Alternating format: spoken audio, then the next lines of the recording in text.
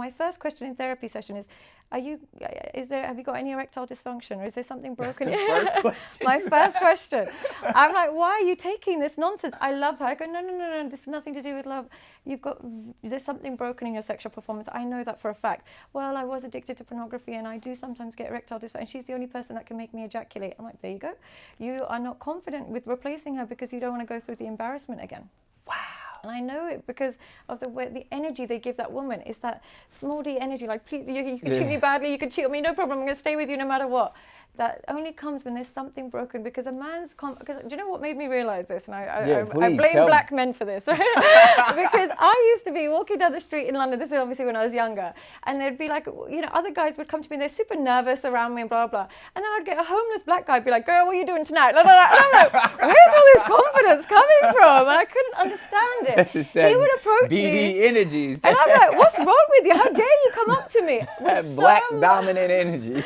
With so much, like, what are you doing tonight? And I'm like, who are you talking to? They're like, girl, you know what, and it was you know what I ain't got no house, but I'm here to tear that ass up. And I couldn't believe he had the audacity to even come to me and then ask me for $1 afterwards. I was like, what is going on? And I realized it's because men unconsciously know their goal when they're talking to women is to get them in bed anyway. So when he comes to you with confidence, it's because in his mind, he knows when he gets you there, you'll be fine, you'll be good. But the men that come with you nervous, what they're really signaling is, when it gets to that stage, I'm going to be nervous, I'm going to be anxious, I'm not sure if you'll like it. Wow. So they give off this energy which they don't realize is so linked to their performance, and they don't realize. And this is why modern men are hardly sleeping with women, are so nervous, are totally simping over girls and tolerating so much. It's because they've hijacked their sexual performance by the use of pornography. They're growing up with it, and so they can't perform well. And I keep hearing that, like, I've been hearing this theme over and over about how pornography is literally ruining the generations completely. And you're talking specifically in the space of like confidence and their sexual prowess, but even more so of like what it does to the mind and this is wow. It ruins them, and what it does is that they start really young. So they firstly get hijacked by it. They're using their hand rather than using a vagina to practice. So when they do meet a woman, it doesn't feel anything like what they're used to. They can't perform, they get all this anxiety, they start taking testosterone. Women are very clear when they're not happy with you in that area. When you can't get an erection, they'll make you feel really bad. So what these men end up doing is turning to escorts. They're constantly paying for sex because they're paying for her silence.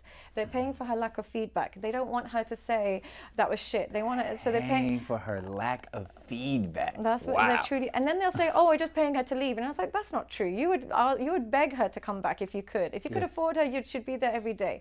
You're pretending you're paying for her to leave, but truly, paying her not to judge you. Yeah, you're paying for her silence, because if it was truly, look, and again, this is where I use black men as an example sometimes to my clients. I was like, do you think that a lot of the time they don't even pay? They just get on Tinder and they'll tell a girl, come to my house. They don't even pay for a date. They pull up. And I said, you go to your local gym, there'll be a Tyrone that is sleeping with your wife for free, and she's paying for his protein shakes. And it's terrible. Yeah, you're going crazy right now. I grew up in London, you can tell, right? Nah, but I'm sorry, like, Vikram, I know you bought her a house and you bought her a car and everything. She's sleeping with Tyrone and paying his bill. And it's terrible. And it's because it's reality.